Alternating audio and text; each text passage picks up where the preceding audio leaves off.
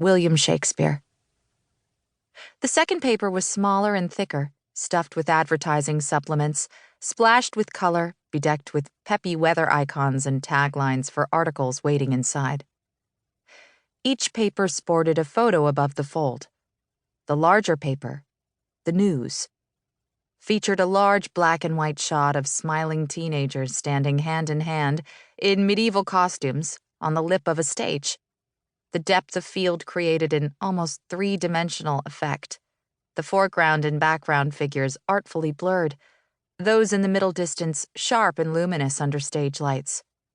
Camelot enchants at the newly refurbished Performing Arts Center, the headline announced. The smaller paper, the Journal, had a sans serif headline that read, "Vineyard Youth Lead State in Marijuana Use." There was a gripping color photo of a back door at the high school, featuring a DEA officer with arms akimbo staring toward the camera at three teenage boys with their backs to the viewer. Some things would never change.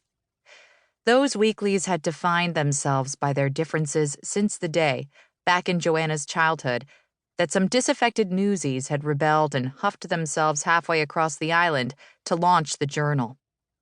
If Hank didn't survive his injuries, he'd want an obit only in the Journal. The news would cloak him in the pastel hues of an old-school island sage, while the Journal would celebrate his rabble-rousing. The purser's Yankee accent over the ferry's speaker system was distorted and gruff. "All vehicle drivers and passengers, please return to your vehicles on the freight deck. All walk-off passengers will disembark from exit number 4 on the starboard side of the vessel, mezzanine deck. Please refrain from standing on the staircase while the vessel is docking. Thank you for traveling with the Steamship Authority, Vineyard Haven." She could almost recite it in time, and despite her intention to resist childhood comforts, its familiarity soothed her, like a rough seafaring nursery rhyme. As always, the ferry jerked fitting into the slip, everyone by the passenger exit door swaying with the movement, as if genetically conditioned to expect it. Once the ferry docked, the gangway was hooked up, and some 24 of them, a drab school of minnows with faces averted against the drizzle, tramped down the ramp to the paved dockside. She squinted into the afternoon dim, looking for Celia. Celia was about Johanna's height, but a little broader everywhere. Hips, breasts, hair, laugh, personality. Celia was the one who'd called to say Johanna's Uncle Hank fell off his roof in the winter storm. She was the one who'd looked up the earliest bus from Manhattan to Woods Hole and which boat it meant. She had not said the words, "I'll pick you up at the ferry," but Johanna knew she'd be there. And she was, wearing her black wool Ushanka hat with the ear flaps pulled down and a long down jacket with peace symbols quilted onto it. Celia was the most fashion-forward neo-hippie chick on the island. She waved, wearing black wool mittens, and Johanna, seeing her, began to run. They fell into each other's offered bear hugs.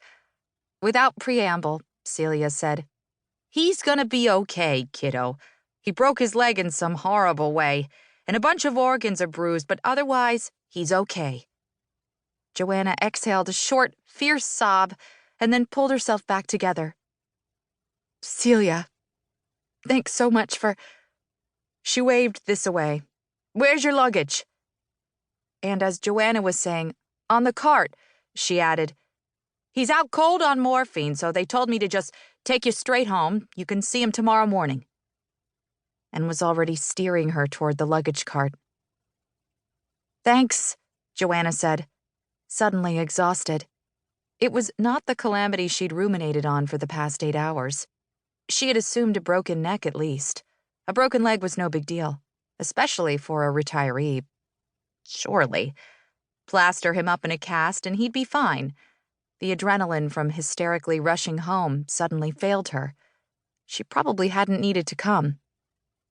It was shameful, but she was almost relieved not to go straight to the hospital. "I stopped by and put the heat up," Celia added, pulling the sole piece of luggage off the metal cart. "There's plenty of firewood, but I figured he wouldn't begrudge you some propane. And I've got groceries in the car for you because God knows what he's got in the fridge."